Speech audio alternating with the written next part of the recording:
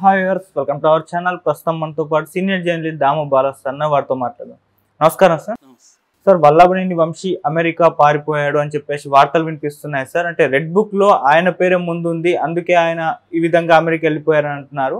అసలు మరి ఇప్పుడు తెప్పించే ప్రయత్నం కూడా జరుగుతుంది అని చెప్తున్నారు సార్. మరి దీంట్లో నిజం ఎంత ఉంది sir? Vallabhaneni Vamsi red book లో ఫస్ట్ పేరు ఉండడం పెద్ద ఆశ్చర్యం కాదు. ఎందుకంటే వల్లభనేని వంశీ అసలు లోకేష్ వాళ్ళ మదర్ భువనేశ్వర్ గురించి కూడా చాలా అప్పట్లో వల్గర్గా కామెంట్ చేయడం, అది పెద్ద స్థాయిలో ఇదై చివరికి చంద్రబాబు లైఫ్లో ఎప్పుడు ఆయన ఏడవని పద్ధతులు ఏడవడం, ఇవన్నీ మనం చూసాం. అది అసెంబ్లీలో కూడా ఇండైరెక్ట్గా ఆ చర్చ రావడం. సో ఇదంతా మనం చూసాం. సో అప్పటి నుంచి కూడా వల్లభనేని వంశీ అండ్ కొడాలి నాని వీళ్ళిద్దరూ మీదనే తెలుగుదేశం నాయకులకు కావచ్చు, కేడర్కి కావచ్చు, అందరికి కూడా తీవ్ర వ్యతిరేకత ఉంది. ఎందుకంటే వీళ్ళిద్దరూ ఒకప్పుడు తెలుగుదేశంలో ఉండి వైసీపీలోకి వెళ్ళారు. జగన్ కూడా స్ట్రాటజిక్గా వీళ్ళిద్దరి ద్వారానే ఎక్కువగా వీళ్ళని తిట్టించడం అవన్నీ చేశారు. సో దానివల్ల వల్లభనేని వంశీ అండ్ కొడాలి నాని మీద తీవ్ర ఆగ్రహం ఇవి ఉంది.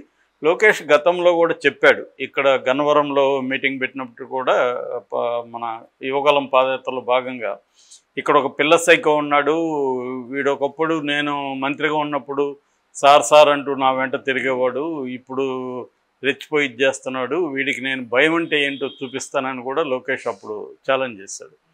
సో కాబట్టి ఇప్పుడు నేచురల్గా ఎర్రబుక్కు రాజ్యాంగం అనేది మొదలు పెట్టారు. ఆల్రెడీ హోర్డింగ్స్ కూడా బయటకు వచ్చాయి, ఎర్రబుక్కు రాజ్యాంగం, రెడ్ బుక్ రాజ్యాంగం అని. సో క్లియర్గా రెడ్ బుక్ అంటే ఏంటనేది కూడా లోకేష్ ఎక్స్ప్లెయిన్ చేశాడు. దీంట్లో వైసీపీ వాళ్ళు మా మీద దాడులు ఎవరెవరు చేశారో వాళ్ళ పేర్లు రాసుకున్నాం, అట్లాగే అధికారులు అక్రమంగా కేసులు పెట్టారు వాళ్ళ పేర్లు రాసుకున్నాను. సో వీళ్ళందరికీ నేను లీగల్గా మాత్రమే ప్రొసీడ్ అవుతాం వీళ్ళ మీద అనేది మాట్లాడారు. అయితే ఇప్పుడు మనం కొన్ని పరిస్థితులు చూస్తే లీగల్గా మాత్రమే వెళ్ళట్లేదు, వీళ్ళు ఇల్లీగల్గా కూడా వెళ్తున్నారు. చాలామంది ఎమ్మెల్యేలు వీళ్ళే జేసీబీలు తీసుకెళ్ళి ప్రత్యర్థులు వీళ్ళు కొల్లగొట్టుతున్న సందర్భాలు కూడా కనిపిస్తున్నాయి. సో నిన్న జగన్ కూడా నెల్లూరులో ఫస్ట్ టైం ప్రెస్ మీట్ పెట్టి మాట్లాడాడు. అందులో కూడా జగన్ వీళ్ళు రాష్ట్రం అంతా విధ్వంసాలకు పాల్పడుతున్నారు అనేది చెప్పారు. సో ఇటు పొంగనూరులో చూసాం, పెద్దిరెడ్డిని రాని లేదు, ఈవెన్ మిథున్ రెడ్డిని అరెస్ట్ చేశారు. ఇలాగా మామూలుగా ఎవరైనా ప్రత్యర్థులని పగా ప్రతీకారం తీర్చుకోవడం అంటే రెండు రకాలు ఉంటుంది. ఒకటి లీగల్గా కేసులు పెట్టడం, అది చేయడం. రెండోది ఇల్లీగల్గా వాళ్ళ మీద అటాక్స్ చేయడం, ఏదో ఒక కారణం చెప్పి వాళ్ళని ఇబ్బందులు పెట్టడం, ఇవి చేస్తారు. సో ఆల్రెడీ లోకేష్ ఎప్పటి నుంచో చెప్తున్నాడు, కడ్రాయిడ్తో నిలబెడతానని, లేకపోతే భయం పరిచయం చేస్తానని, నేను మూర్ఖుడు, ఇలాగంతా మాట్లాడాడు. కాబట్టి ఇప్పుడు అబ్సల్యూట్ పవర్ ఉంది, అందులో మామూలు పవర్ కాదు. రెండోది స్టేట్కి మాత్రమే పరిమితమైన పవర్ కాదు, సెంట్రల్లో కూడా వీళ్ళ హవా నడుస్తుంది. కాబట్టి వైసీపీ వాళ్ళు ఖచ్చితంగా ఇది బ్యాడ్ టైం అని చెప్పాలి. వాళ్ళు ఎలా పోరాడతారనేది చూడాలి. ఆల్రెడీ నిన్న ఒక సిగ్నల్ కూడా ఇచ్చాడు జగన్, మేము కూడా పోరాడతాము, నువ్వు చట్టబద్ధ పరిపాలన చేయాలి, గవర్నెన్స్ మీద ఫోకస్ చేయాలి, ఇలా దాడులు చేయడం, విగ్రహాలు పగలగొట్టడం, మా మీద అక్రమ కేసులు పెట్టడం చేస్తే మేము కూడా పోరాడుతూ ఉన్నాడు. జగన్ కూడా ఇంకా ఫుల్ టైం జనంలోకి వచ్చేసినట్టుగా మనకు అర్థమవుతుంది. సో ఆయన ఇప్పటివరకు సమీక్షలన్నీ చేశాడు. ఇప్పుడు ఇంకా ఏదైతేమీ అయింది, ఇప్పుడు మనం ఎలా ఫైట్ చేయాలి, దీన్ని ఇప్పుడు ఎలా నిలబడాలి అనేది కర్తవ్యం. అట్లాగే చాలామంది వెళ్ళిపోయే అవకాశం కూడా ఉంది. మామూలుగా ఎవరికి కూడా ఈ కాలంలో పార్టీ లాయల్టీ అనేది ఏం లేదు. పార్టీలకేమో పీపుల్ లాయల్టీ అనేది లేదు. పార్టీలకు కూడా అధికారం కావాలి. పార్టీలో ఉన్న వాళ్ళకి కూడా ఎవరు అధికారంలో ఉంటే వాళ్ళ దగ్గరికి వెళ్ళిపోదాం అనేది ఇప్పుడు ఇవాళ ఆలోచిస్తున్నారు. ఇక్కడ మన తెలంగాణలో చూస్తే కూడా గతంలో కాంగ్రెస్ వాళ్ళు, తెలుగుదేశం వాళ్ళు, సిపిఐ ఇలాంటి వాళ్ళందరూ బీఆర్ఎస్కి వచ్చేసారు అధికారం ఉన్నప్పుడు. ఇప్పుడు మళ్ళీ అదే బీఆర్ఎస్ నుంచి దాదాపు ఇప్పటికైతే 6 మంది ఎమ్మెల్యేలు, 6 మంది ఎమ్మెల్సీలు కాంగ్రెస్లోకి వెళ్ళిపోయారు. ఇంకా కూడా ఒక 20 మంది దాకా వెళ్ళిపోయే పరిస్థితి ఉంది. అంటే బీఆర్ఎస్ కూడా ఇక్కడ ఖాళీ అయిపోతుంది.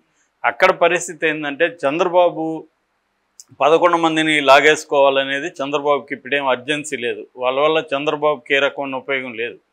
సో వాళ్ళేమి జగన్కి బలం కూడా కాదు. గతంలో అంటే 67 మంది ఉన్నారు కాబట్టి 23 మందిని లాగాడు. ఇప్పుడు అవసరం లేదు, ప్రతిపక్ష పాత్ర కూడా లేదు జగన్కి. కాబట్టి చంద్రబాబుకి ఉన్న ఆలోచన ఏంటంటే వైసీపీని నేలమట్టం చేయాలంటే వైసీపీలో ఉన్న యాక్టివ్గా ఉన్న నాయకుల మీద కేసులు పెట్టడం కావచ్చు, వాళ్ళని ఇతర బెదిరించడం కావచ్చు చేయడం ద్వారా వాళ్ళని స్తబ్దంగా మార్చేయడం, జగన్కి ఎటువంటి సపోర్ట్ లేకుండా చూసుకోవడం.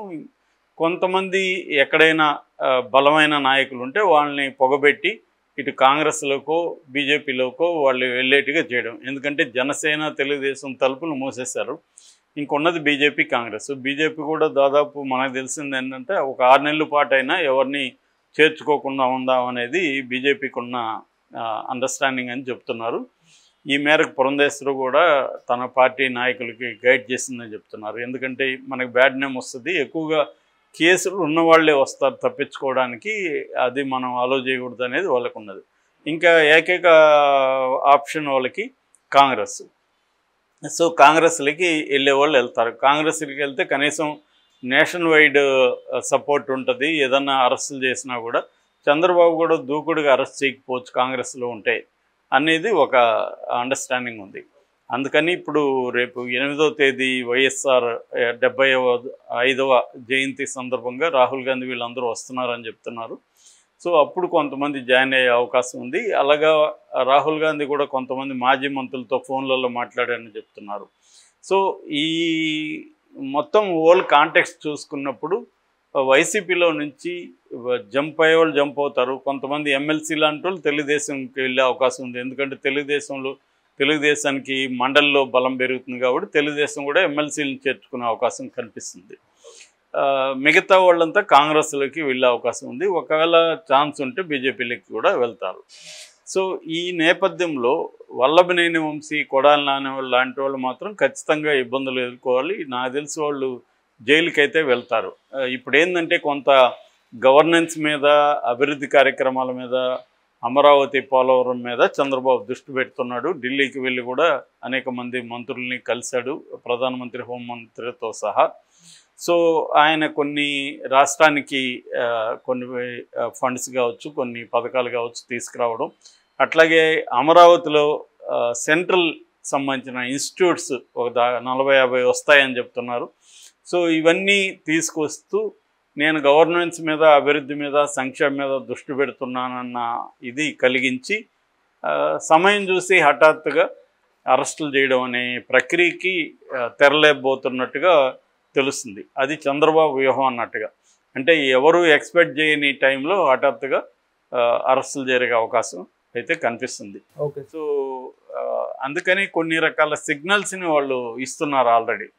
సో అందులో భాగంగానే లోకేష్ కూడా నిన్న జగన్కి వ్యతిరేకంగా మాట్లాడాడు. జగన్ మాట్లాడిన దాన్ని ఖండిస్తూ మాట్లాడాడు. ఆల్రెడీ తెలుగుదేశంలో కూడా చాలామంది జగన్ వ్యాఖ్యల్ని ఖండిస్తూ మాట్లాడారు. పత్రికలు కూడా వాలంటరీగా చాలా తెలుగుదేశం పత్రికలు రాశాయి. సో శాంతి భద్రతలు ఉన్నాయి యాక్చువల్గా ఆంధ్రప్రదేశ్లో, కానీ జగన్ దీన్ని శాంతి భద్రతలు లేదని నిరూపించడం కోసమే ఇవన్నీ చేస్తున్నాడు అన్న వర్షన్లో వీళ్ళు తీసుకెళ్తున్నారు. మళ్ళీ సేమ్ రాజకీయాలు మొదలవుతాయి, పాత్రలు మారాయి అంతే. Same revenge politics, same media, ఎవరి వైపు మీడియా వాళ్ళ సైడ్ తీసుకొని మాట్లాడడం, ఇవన్నీ ఇంకా రొటీన్గా మొదలవుతాయి. సో ఈ క్రమంలో ఇతన్ని ఇప్పుడు అమెరికా నుంచి తెప్పించడానికి పోలీసులు కూడా ట్రై చేస్తున్నట్టు చెప్తున్నారు వల్లభనేని వంశీని. యాక్చువల్గా అతను ఎలక్షన్ అయినాక కూడా వెళ్ళిపోయి కొన్ని ఏర్పాట్లు చేసుకుని వచ్చాడు. ఇప్పుడు చేయకుండా ఎవరికి తెలియకుండా వెళ్ళిపోయాడని చెప్తున్నారు. ఎందుకంటే తనకి తెలిసిందంటే కొన్ని రకాల కేసులు అతని మీద పెట్టేదానికి ప్లాన్ చేస్తున్నారు. సో సిఐడి ఇప్పుడు ఫుల్ ఫ్లెడ్జ్డ్గా ఇటు రివర్స్లో వర్క్ చేయబోతుంది. అందువల్ల మరి వల్లభనేని వంశీ ఎలా సేవ్ చేసుకుంటాడు, అక్కడి నుంచి రాకుండా ఉండడానికి ఏం చేస్తాడనేది చూడాలి.